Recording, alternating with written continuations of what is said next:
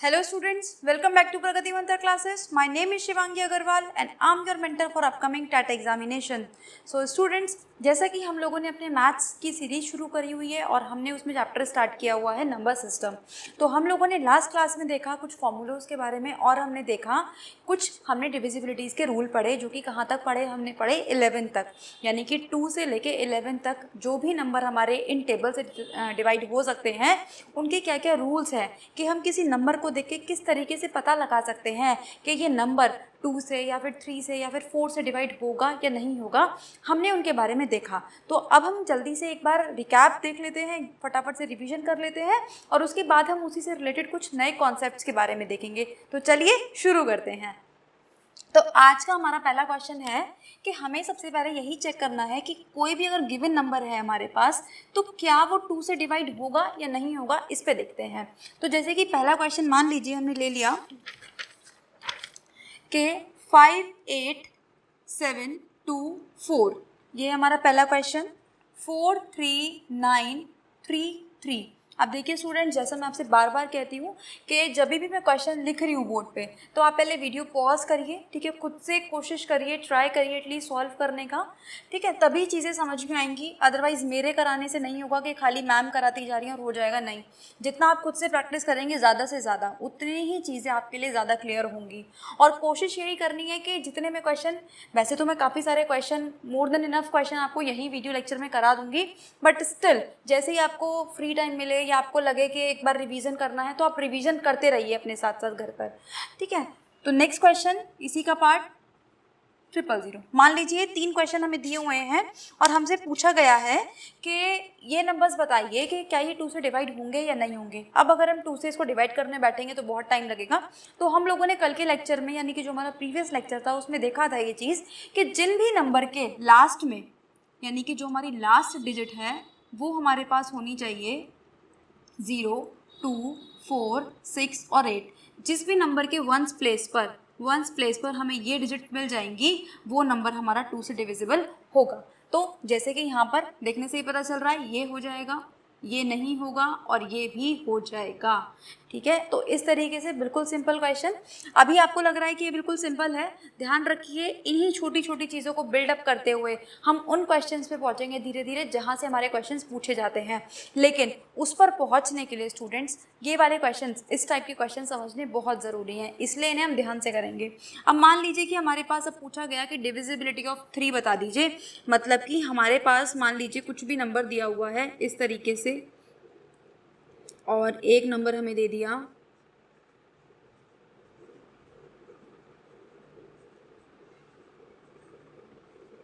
ठीक है। अब देखो 3 की डिविजिबिलिटी हम लोगों ने क्या देखी थी स्टूडेंट्स, कि जो भी हमारे पास नंबर गिवन है उसकी डिजिट्स को जब हम लोग ऐड कर देते हैं और उसका जो आंसर आता है निकल के, अब हम उसको चेक करते हैं कि क्या ये हमारा 3 के टेबल में ये आ रहा है या नहीं आ रहा। अगर वो आंसर हमारा 3 के टेबल में आता है तो यानी कि वो जो आंसर है, वो जो नंबर है हमारा, वो 3 से डिवाइड हो जाता है। तो चलिए करते हैं। अब जैसे कि यहाँ पर है 4 + 3 7, 7 + 9 16, 16 + 4 20, 20 + 2 22 एंड देन 3 25। इसका जो आंसर आया हमारे पास आया 25। अब आप खुद सोच के देखो कि क्या 25 हमारा 3 के टेबल में आता है, तो आंसर मिलेगा नहीं आता मैम। तो नहीं आता तो यानी कि ये 3 से डिवाइड हमारा नहीं होगा, ठीक है। अब एक चीज़ और आती है कि हमने ये तो फिर भी 6-7 डिजिट का नंबर था तो हमने इसको ऐडअप कर लिया, लेकिन अब सोच के देखो कि इतना बड़ा नंबर है, अगर हम इसको ऐड करने बैठेंगे तो हमारा बहुत टाइम वेस्ट हो जाएगा। तो अपने उस टाइम को बचाने के लिए हम एक तरीका और कर सकते हैं इसमें। वो क्या कि हम क्या करें, जितने भी हमारे पास 3 के मल्टीपल आपको दिखाई दे रहे हैं, मैंने क्या बोला कि जितने भी आपको किसी भी नंबर में अगर 3 के मल्टीपल दिखाई दे रहे हैं उनको आप पहले से ही हटा दो, ठीक है जी। तो यानी कि आपने 9 हटा दिया, 9 हटा दिया, 3 हटा दिया, देन 6 हटा दिया। अब ये नंबर थोड़ा कम हो गया है हमारे लिए। अब देखो और क्या करना है, जैसे ही तुमने ऐड करते चले जाओ, ठीक है, और तुम देखो कि 3 के मल्टीपल्स तुम कितने बना पा रहे हो, उनको भी हम कैंसिल करते जाएंगे। देखो कैसे, जैसे मान लीजिए हमने यहाँ पे लिया 4 और 2, 4 और 2 कितना हुआ 6 आता है, हमने कैंसिल कर दिया। 5 और 1 6, फिर से कैंसिल कर दिया। 7 और 8 15, फिर से कैंसिल कर दिया। मैं ये क्यों कैंसिल कर रही हूँ बार बार, क्योंकि ये हमारे 3 की टेबल में आते हैं एग्जैक्टली इसीलिए। अब 5 और 8 हमारे पास आया 13, और हम जानते हैं कि जो 13 होता है ये 3 की टेबल में नहीं आता, यानी कि ये वाला नंबर भी हमारा 3 की टेबल से डिवाइड नहीं होगा। तो आपने देखा कि हमारी कैलकुलेशन कितनी ईजी हो गई, ठीक है। हमें ऐड करने में भी टाइम नहीं लगेगा तो डिवाइड करने में भी टाइम नहीं लगेगा। जितना बड़ा नंबर होगा हमारे पास ऐड करने के बाद उतना ही ज़्यादा हमें टाइम लगेगा उसको डिवाइड करने में। तो हम कोशिश करेंगे कि उस नंबर को छोटे से छोटा रखें, और उस नंबर को छोटा रखने के लिए हम 2 काम करेंगे कि पहले हमें जितने भी 3 के मल्टीपल अपने नंबर में दिखाई दे रहे हैं उसको हम हटा देंगे। दूसरा हम क्या करेंगे, ऐड करने के बाद हम कोशिश करेंगे कि हम 3 के मल्टीपल्स बनाते जाएं और इस तरीके से अपने क्वेश्चन को सॉल्व करेंगे। अब इसके बाद हम देखते हैं डिविजिबिलिटी ऑफ 4, कि अगर 4 से हमसे कोई नंबर पूछा जा रहा है तो किस तरीके से वो नंबर डिवाइड होता है। मान लीजिए कि हमने यही वाला क्वेश्चन उठा लिया 4 की डिविजिबिलिटी के लिए भी, ठीक है। अब 4 की डिविजिबिलिटी के लिए क्या था, जैसे कि 2 के लिए हमने देखा था लास्ट की 1 डिजिट, लास्ट 1 डिजिट। 4 के लिए हम देखते हैं लास्ट की 2 डिजिट्स। लास्ट की 2 डिजिट्स को पकड़ो, यानी कि 1th प्लेस और 10th प्लेस वाली को पकड़ो और उसको देखो कि क्या ये 4 की टेबल में आ रहा है, और आ रहा है तो डिवाइड होगा, नहीं आ रहा है तो डिवाइड नहीं होगा। तो जैसे कि लास्ट में हमारे पास मुझे यहाँ पे दिखाई दे रहा है 0 और 3, तो क्या 0 3 हमारा 4 से डिवाइड होगा, तो आंसर आएगा नहीं मैम नहीं होगा। तो यानी कि ये नंबर हमारा 4 से डिविजिबल नहीं होगा, ठीक है। अब मान लीजिए कि ये एक नंबर है हमारे पास, तो फिर से वही हमें लास्ट की 2 डिजिट्स चेक करनी है। लास्ट में आ रहा है 80, और हम जानते हैं कि जो 80 है वो 4 से पूरी तरीके से डिवाइड हो जाएगा, इसलिए ये जो हमारा नंबर है ये हमारा डिवाइड हो जाता है 4 से पूरी तरह। तो आपने देखा कि हमने 2 की, 3 की और 4 की डिविजिबिलिटी देख ली।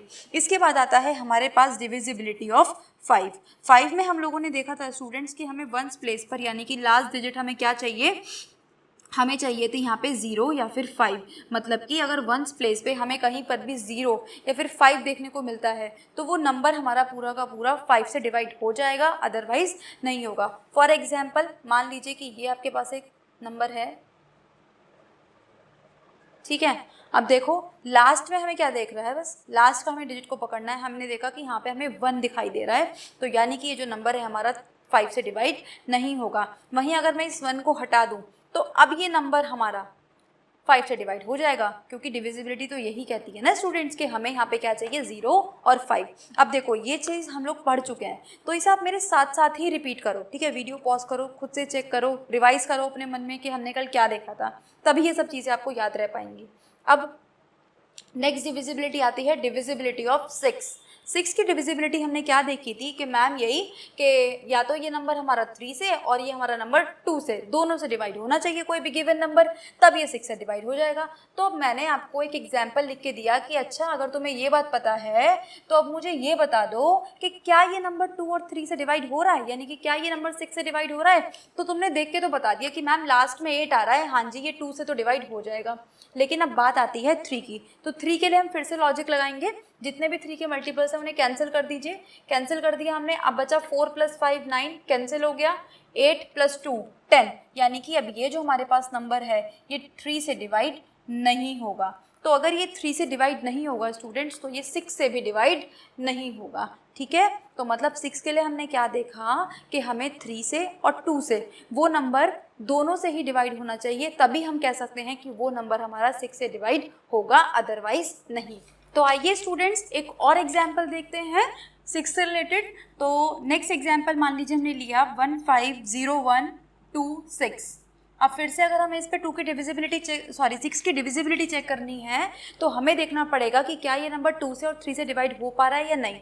तो 2 से तो हमें दिख ही रहा है कि हो रहा है, क्योंकि लास्ट में 6 आ रहा है। अब बात कर लेते हैं हम 3 की, तो 5 और 1 6, 2 और 1 3, कैंसिल 6 कैंसिल, यानी कि ये नंबर हमारा 2 से और 3 से दोनों से डिवाइड हो रहा है। इसका मतलब ये जो हमारा नंबर है ये 6 से भी डिवाइड होगा, ठीक है। तो हमने देखी यहाँ तक कि 6 की डिविजिबिलिटी। इसके बाद अब हम बात करते हैं डिविजिबिलिटी ऑफ 7 के बारे में। देखिए कल मैंने आपको, हमने क्लास में क्या देखा था कि 7 की डिविजिबिलिटी देखी थी हमने, लेकिन जो हमने कल डिविजिबिलिटी देखी स्टूडेंट्स वो हमारे छोटे नंबर्स पर तो काम करेगी, लेकिन बड़े नंबर्स पर हमें टाइम लगेगा उसे सॉल्व करने में।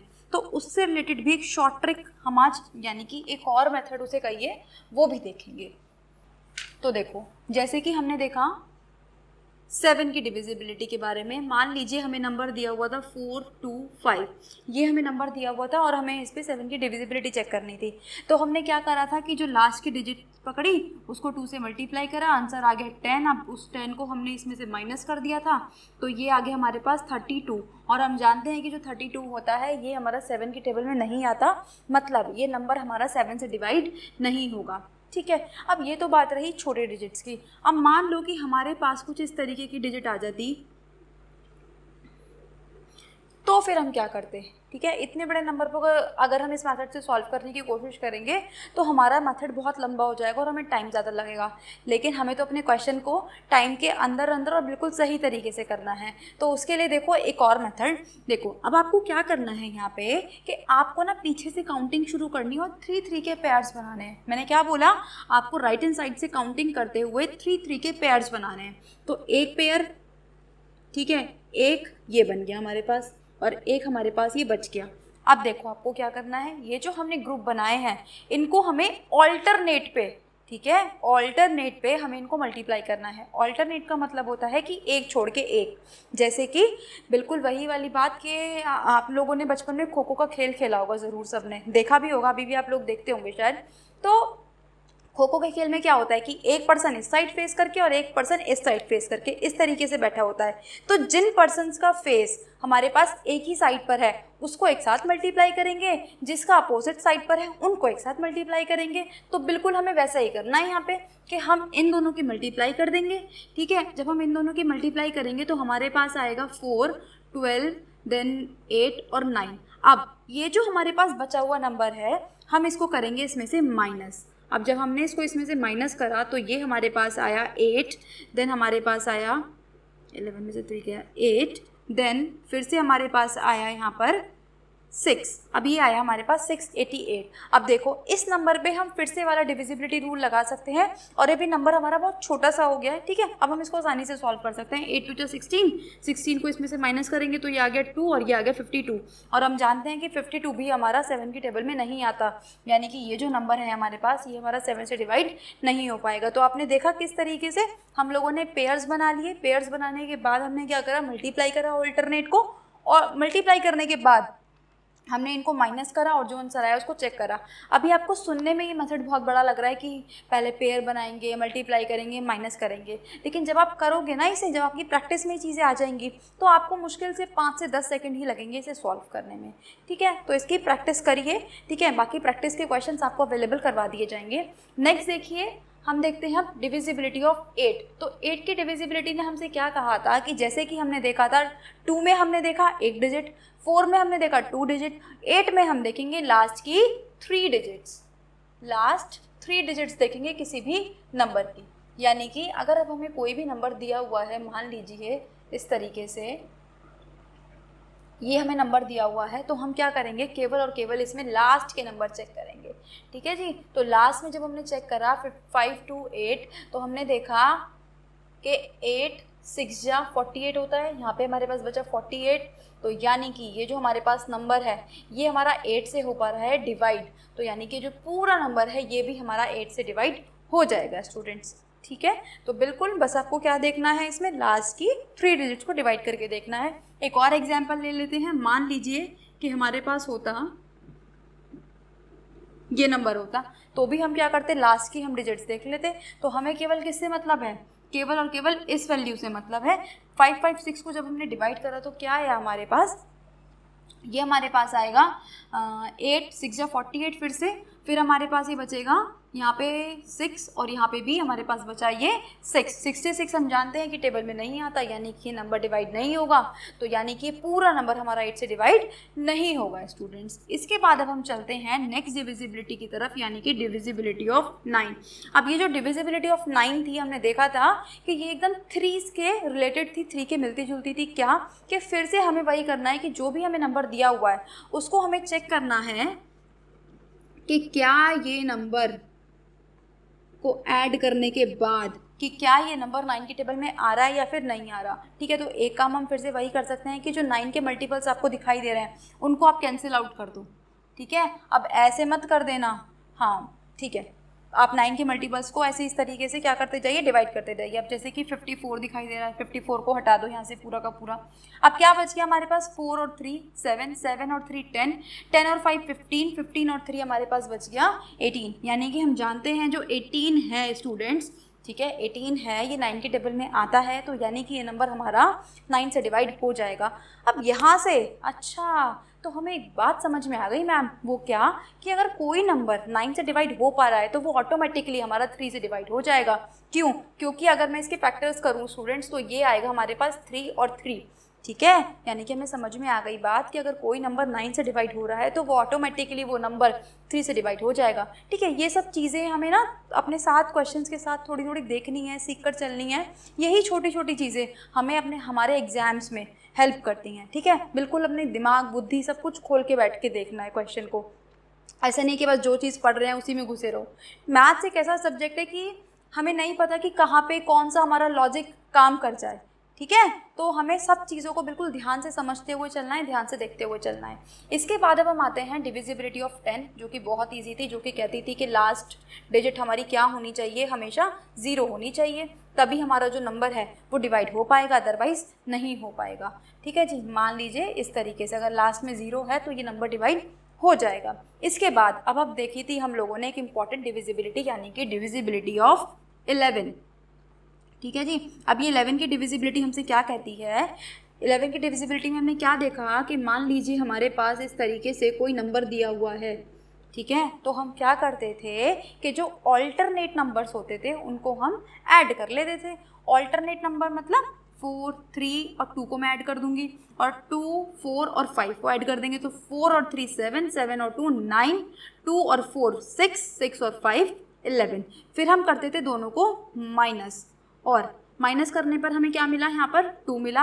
अब हम जानते हैं कि 11 का मल्टीपल नहीं है, मतलब अगर हमें इसे डिविजिबल बनाना था तो मैम हमें तो यहाँ पे 0 या 11 चाहिए। अब लेकिन यहाँ पे 2 आ रहा है तो इसलिए ये नंबर हमारा डिवाइड नहीं होगा 11 से।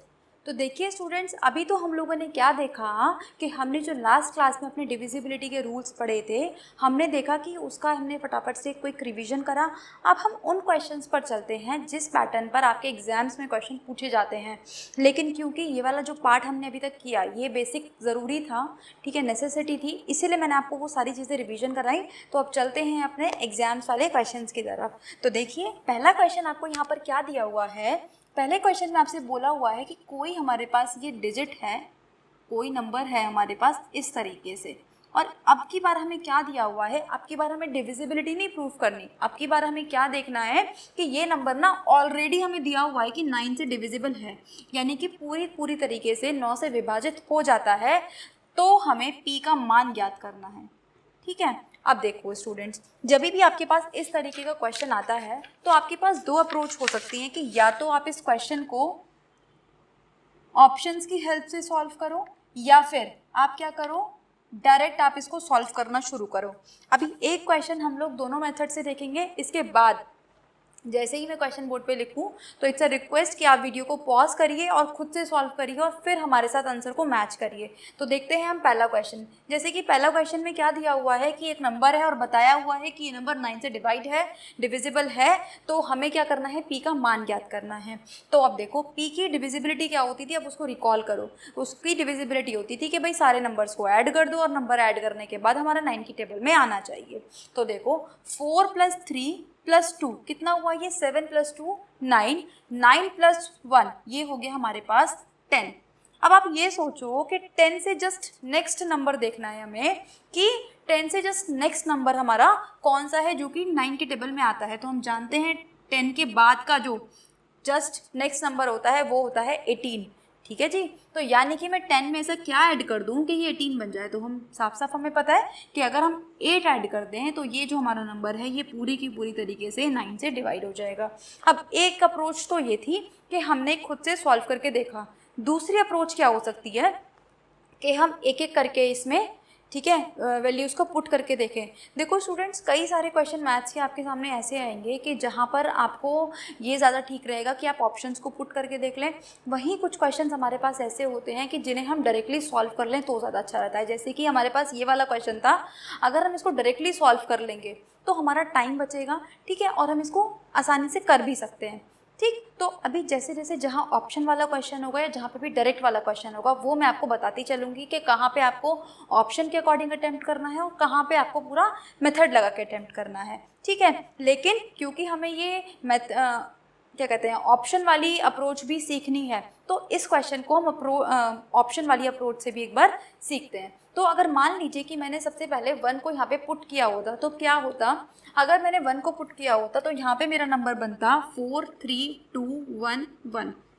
अब देखो ऐड करो, 4 + 3 7, 7 + 2 9, 9 + 1 10, 10 + 1 11, यानी कि ये नंबर हमारा डिवाइड नहीं होता। फिर इसी तरीके से अगर मैं पुट करती 8 को, नेक्स्ट ऑप्शन को पुट करती तो 4 + 3 7, 7 + 2 9, 9 + 8 6, 9 + 8 17, 17 और 1 18, तो यानी कि ये नंबर हमारा डिवाइड हो जाता है। इसी तरीके से आप ऑप्शन नंबर 3rd और 4th को भी पुट करके देख सकते हो कि उस तरीके से हमारा जो क्वेश्चन है वो सॉल्व नहीं होगा। तो आपने देखा कि ये तो ही हमारे पास डायरेक्ट अप्रोच और ये थी हमारे पास ऑप्शन के थ्रू हम किस तरीके से अपने क्वेश्चन को सॉल्व कर सकते हैं। ठीक है, अब इसी तरीके से एक और देखते हैं नेक्स्ट क्वेश्चन।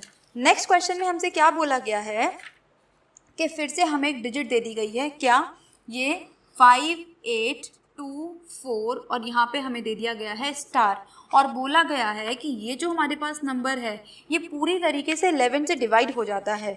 तो हमें इस स्टार का, ठीक है, स्टार की जगह पे हमारी क्या डिजिट आनी चाहिए वो हमें ज्ञात करना है। ऑप्शंस दिए हुए हैं 2 3 5 और 6, ये दिए हुए हैं आपको ऑप्शंस। अब देखो 11 की डिविजिबिलिटी रिकॉल करो, क्या होती थी कि हम क्या करते थे, ऑल्टरनेट नंबर्स को हम पहले हम करते थे ऐड।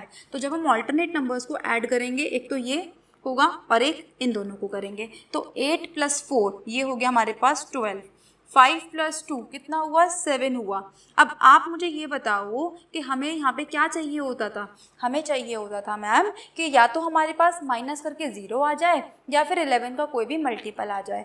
तो अब देखो हमें यहाँ पर क्या मिल पा रहा है, हमें यहाँ पे 7 तो मिल पा रहा है, ठीक है, लेकिन अगर मैं चाहती हूँ कि आंसर में मेरा 0 आए माइनस करने के बाद, तो मुझे यहाँ पे कितना चाहिए, मुझे यहाँ पे 12 ही तो चाहिए, तभी तो मेरा आंसर 0 आ पाएगा। ऑलरेडी मेरे पास कितना है, ऑलरेडी मेरे पास 7 है, तो मैं कितना ऐड कर दूं कि 12 बन जाए ये वैल्यू। तो यानी कि अगर हम 5 ऐड कर दें यहाँ पर इस 7 में अगर हम 5 ऐड कर दें तो ये 12 बन जाएगा। तो ऑप्शन हमारा यहाँ से क्या ठीक हो जाता है, ये हो जाता है हमारे पास ऑप्शन नंबर 7। डायरेक्ट मैं कर सकते थे इतना ना सोच के, 12 - 7 = 0। तो आपको एक बार दोबारा से दिखाती हूँ कैसे करना है ये क्वेश्चन। ये तो समझने के लिए था, लेकिन एग्जाम में आएगा तो बस आपको डायरेक्टली क्या करना है, ऑल्टरनेट नंबर को ऐड कीजिए।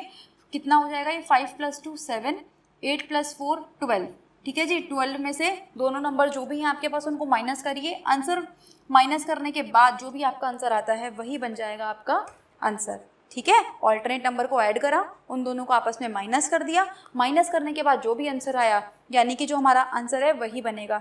लेकिन ध्यान रखिए ये अप्रोच तब के लिए है जब आपको ऑलरेडी दिया हुआ है कि ये नंबर 11 से डिविजिबल है। अगर क्वेश्चन हमसे पहले वाले ही पूछा जाता जो कि हमने रिवीजन करा है, तब आपको पूरा करके देखना था, तब आपको यहाँ पे 0 चाहिए ही चाहिए था, ठीक है। तो दोनों बातों में डिफरेंस है, क्वेश्चन को ध्यान से पढ़िएगा और ध्यान से सॉल्व करना है।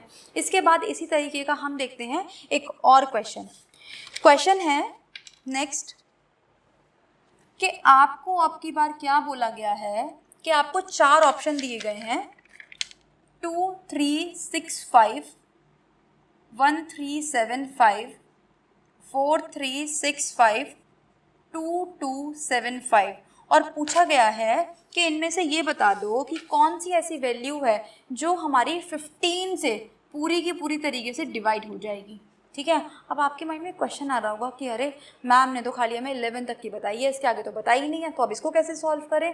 तो घबराने की ज़रूरत नहीं है, इसका आंसर आपको पता है। देखो किस तरीके से हम क्या करेंगे, इस क्वेश्चन को जिस तरीके से हमने 6 को ब्रेक किया था उसी तरीके से हम 15 को भी ब्रेक कर लेंगे, किसके, 5 और 3 में। देखो कोशिश करना कि जब भी आप इस तरीके से ब्रेक करने वाले क्वेश्चन आए तो जो नंबर्स हो आपस में को प्राइम हो, ठीक है, को prime, natural number, twin prime, ये सब हम लोगों ने प्रीवियस लेक्चर में देख चुके हैं।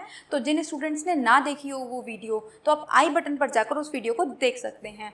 तो हमने इनको को प्राइम फैक्टर्स में ब्रेक कर लिया। अब क्या करना है, अब हमें चेक करना है कि ये नंबर ऐसा कौन सा नंबर है जो 5 से और 3 से दोनों से पूरी तरीके से डिवाइड होगा। तो देखो 5 की डिविजिबिलिटी क्या कहती थी कि लास्ट में 0 या फिर 5 आना चाहिए। तो हमें सबके लास्ट में 5 तो दिख ही रहा है, तो यानी कि सारे नंबर हमारे 5 से डिविजिबल होंगे ही होंगे, उसके लिए हमें चेक करने की ज़रूरत नहीं है। लेकिन अब बात आती है 3 की। तो 3 की डिविजिबिलिटी हम लोगों ने क्या देखी थी कि नंबर्स को ऐड करिए और आंसर हमारा 3 के टेबल में आना चाहिए। तो जैसे कि यहाँ पर 3 और 2 5, 5 और 5 10 और 16, यानी कि ये नहीं होगा। फिर 3 और 1 4, 4 और 7 11, 11 और 5 16, यानी कि ये भी हमारे पास नहीं होगा। इसके बाद आता है 4 और 3 7, 7 और 6 13, 13 और 5 18, यानी कि ये जो हमारे पास नंबर है ये हमारा पूरी तरीके से 15 से डिवाइड हो जाएगा, क्योंकि ये 5 और 3 दोनों से डिवाइड हो पा रहा है। चलिए स्टूडेंट एक और क्वेश्चन देखते हैं इसी टाइप का। तो एक और क्वेश्चन हमें दिया हुआ है कि 5 8 3 और यहाँ पे हमारे पास ब्लैंक है और 3 4 7। अब हमसे बोला गया है कि ये जो नंबर है ये पूरी तरीके से 3 से डिवाइड हो जाता है। तो ये बताइए कि यहाँ पर जो खाली ब्लैंक है वहाँ पर आपको क्या डिजिट आनी चाहिए। तो ऑप्शन के मेथड से भी, बाकी हम डायरेक्टली करके देख लेते हैं।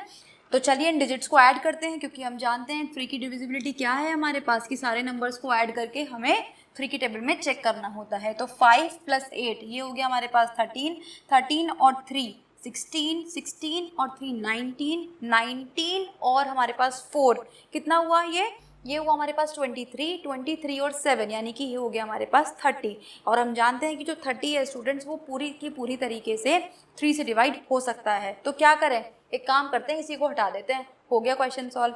नहीं, ये गलत हो जाएगा, क्योंकि हमें खाली ब्लैंक दिया हुआ है तो हमें कुछ ना कुछ वैल्यू रखनी पड़ेगी। और क्योंकि ये नंबर पूरी तरीके से ऑलरेडी डिवाइडेड है तो हम यहाँ पर क्या लगा देंगे, हम यहाँ पर पुट करेंगे 0। ठीक है स्टूडेंट्स, अब देखिए, अब हम देखते हैं एक और टाइप का नया क्वेश्चन, ठीक है, जहाँ से हमारे एग्जाम्स में क्वेश्चन पूछे जाते हैं। तो नेक्स्ट क्वेश्चन पर चलते हैं। और नेक्स्ट क्वेश्चन हमें दिया हुआ है कि हमारे पास कोई वैल्यू है 3 4 7 x y। ठीक, बिल्कुल ठीक देख रहे हो आप लोग, ये x y ही है। अब इस बार ये बोला गया है कि ये जो नंबर है ये पूरी तरीके से 80 से डिवाइड हो जाता है। ठीक, अब ये 80 से डिवाइड हो जाता है तो हमें x और y का मान ज्ञात करना है, और उसके बाद हमें बताना है कि x + y की जो वैल्यू होगी वो हमारे पास क्या आएगी। ठीक है, अब ध्यान से देखो इस क्वेश्चन को हम ब्रेक करेंगे कैसे, 8 में ब्रेक करेंगे और 10 में ब्रेक करेंगे। ठीक है, मैंने आपको बताया कि ज़रूरी नहीं है कि नंबर को प्राइम हो, कोशिश करिए को प्राइम हो, अगर नहीं है तो भी हम अपने क्वेश्चन का आंसर निकाल सकते हैं। देखो कैसे, क्योंकि मैंने इसे 10 और 8 में ब्रेक किया है तो 10 का क्या होता है, 10 के लिए हमें क्या चाहिए कि लास्ट डिजिट जो होनी चाहिए हमारी 0 होनी चाहिए। तो यानी कि ये तो हमें क्लियरली समझ में आ गया कि जो y है हमारे पास स्टूडेंट्स वो सीधा 0 हो जाएगा। अब बात आती है इन लास्ट 3 डिजिट्स की। क्यों, क्योंकि हम 8 की डिविजिबिलिटी जानते हैं, हमें लास्ट की 3 डिजिट्स चेक करनी होती है। तो ये आ गया हमारे पास 7 x और 0। ठीक, और हमें किससे डिवाइड करना है इसको, 8 से। अब देखो 0 से तो हमें फ़िलहाल कोई मतलब है ही नहीं, ठीक है, 0 से तो कुछ हो या ना हो इतना कोई फ़र्क नहीं पड़ेगा, हमें मेनली क्या करना है, इन 2 डिजिट्स पे वैल्यू पुट करनी है। तो अगर हम 8 की टेबल पढ़ें तो हमें समझ में आएगा कि 8 9 जा कितना होता है 72। तो अगर मैं यहाँ पे 70 x की जगह पे अगर मैं यहाँ पे 2 पुट कर देती हूँ तो ये जो मेरा पूरा का पूरा नंबर है ये हमारा डिवाइड हो जाएगा किससे, ये हो जाएगा हमारा डिवाइड पूरा का पूरा 80 से। तो यानी कि हमने यहाँ से x की वैल्यू देखी 2। अब देखो इस वाले क्वेश्चन को हम लोग ऑप्शंस के अप्रोच से नहीं कर सकते थे, ठीक है, क्योंकि अब आंसर में आपको क्या दे रखा होगा, आंसर में आपको x + y करके ये वाला 2 आंसर दे रखा होगा, ठीक है, ना कि इंडिविजुअली x और y का आंसर दे रखा होगा। इसीलिए अब हमें पूरा अपना कॉन्सेप्ट अगर हमारा क्लियर है तो ही हम इस क्वेश्चन को कर पाएंगे, अदरवाइज हम ऑप्शंस के थ्रू नहीं जा सकते इस क्वेश्चन पे। ठीक है, तो आपने समझा। इसी टाइप के भी 2-3 क्वेश्चन और करते हैं, अगर कुछ डाउट है तो वो भी समझ में आपको अभी यहीं कहीं पर आ जाएंगे। तो जैसे कि हमें नेक्स्ट क्वेश्चन दिया हुआ है 7 6 2 4 x43y और बोला गया है कि ये जो नंबर है ये पूरा का पूरा 72 से डिवाइड हो जाता है। उस केस में हमें x और y के मान याद करने हैं और x और y के मान याद करने के बाद हमें फाइंड करना है 5x - 3y की वैल्यू। ठीक है जी। तो अब हमें क्या करना पड़ेगा, पहले तो हमें डिविजिबिलिटी रूल लगाने पड़ेंगे, उनके अकॉर्डिंग हमें x और y का मान याद करना पड़ेगा और जो भी हमारे पास वैल्यूज़ आएगी उसको यहाँ पर पुट करके हमें अपने आंसर को निकालना होगा। तो देखिए शुरू करते हैं। फिर से हमें वही काम करना पड़ेगा, इन नंबर्स के हमें फैक्टर करेंगे तो ये आएगा 9 8 जा 72। तो फैक्टर्स आ गए हमारे पास 9 और 8। अब देखो फिर से वही काम, सबसे पहले हम क्या कर लेते हैं, 8 की डिविजिबिलिटी लगा लेते हैं। क्यों लगाई हमने 8 की डिविजिबिलिटी, क्योंकि हमें उसके लिए केवल और केवल लास्ट की 3 डिजिट चाहिए, यानी कि हमारे पास एक ही वेरिएबल आ रहा है और एक ही डिविजिबिलिटी है, तो हम इसको सॉल्व कर सकते हैं। तो अब देखो अगर हम 8 को डिवाइड करना शुरू करेंगे 4 3y को, तो ये हमारे पास क्या बनेगा, 8 5 जा 40 और यहाँ पे क्या आएगा हमारे पास 3y। अब आप सोच के देखो कि मैं y की जगह पे ऐसी क्या वैल्यू पुट करूँ कि ये जो मेरा नंबर है डिवाइड हो जाए। तो जैसे कि टेबल पढ़ना शुरू करेंगे, 8 1 जा 8, 8 2 जा 16, 8 3 जा 24 और 8 4 जा 32। यानी कि अगर मैं यहाँ पे y की जगह पर 2 पुट कर देती हूँ तो ये जो मेरा नंबर्स है ये पूरा का पूरा हमारा 8 से डिवाइड हो जाएगा। तो हमारे पास y की वैल्यू स्टूडेंट्स आ चुकी है, ये है 2। तो 2 आने के बाद अब ये जो हमारा नंबर है ये हमारे पास बन चुका है 7 6 2 4 x 4 3 2। ठीक है। अब हम क्या करेंगे, यहाँ पर अपने 9 की डिविजिबिलिटी लगा देंगे और 9 की डिविजिबिलिटी हमसे कहती है मैम फटाफट से अपने सारे डिजिट्स को ऐड कर दो और ऐड करने के बाद नंबर देख लो कि क्या बन रहा है। तो 7 और 6 13, 13 और 2 हमने प्लस करा 15, 15 और 4 19, 19 प्लस 4 23, देन 26 और 28, यानी कि जो नंबर आ चुका है वो है हमारे पास 28। अब हमें सोचना है कि 9 की टेबल में जस्ट इससे बड़ा नंबर कौन सा है, तो इसके जस्ट बड़ा नंबर है हमारे पास 36। जब हमने दोनों को माइनस करा तो आंसर आ गया हमारे पास 8, यानी कि जो x की वैल्यू है हमारी स्टूडेंट्स वो आ चुकी है हमारे पास 8। अब हमारे पास दोनों वैल्यूज़ आ चुकी हैं, अब इन दोनों को हम कर देंगे इस एक्सप्रेशन में पुट। तो हमारे पास आएगा यहाँ पर 5 × 8 - 3 × 2, यानी कि 40 - 6, यानी कि आंसर आ चुका है हमारे पास 34। तो आपने देखा इन सारे क्वेश्चंस में ये जो पैटर्न हमारे पास चल रहा है, जहाँ पे हमें एक से ज़्यादा वैल्यू फाइंड करनी है, वहाँ पर हम ऑप्शन के थ्रू नहीं जाएंगे बल्कि हमें पूरा प्रोसीजर फॉलो करना होगा। तो चलिए स्टूडेंट्स चलते हैं एक और नए क्वेश्चन की तरफ। तो ये क्वेश्चन हमसे बोल रहा है कि अब हमें कुछ ऐसा एक वैल्यू दिया हुआ है 8 5 4 3 2 x 7 8 y और हमसे बोला गया है कि ये जो नंबर है ये 88 से पूरी की पूरी तरीके से डिविजिबल है। तो हमें 4x - 3y का मान ज्ञात करना है, इसकी वैल्यू फाइंड करनी है। फिर से वही काम करेंगे जल्दी जल्दी। अब आप मेरे साथ साथ करिए फटाफट कि मैम इसके फैक्टर हो गए 11 और 8। फिर से हम चेक करेंगे लास्ट 3 डिजिट्स के लिए। तो लास्ट 3 डिजिट्स को जब हमने 8 से डिवाइड करा तो ये हमारे पास आ जाता है 7 8 y।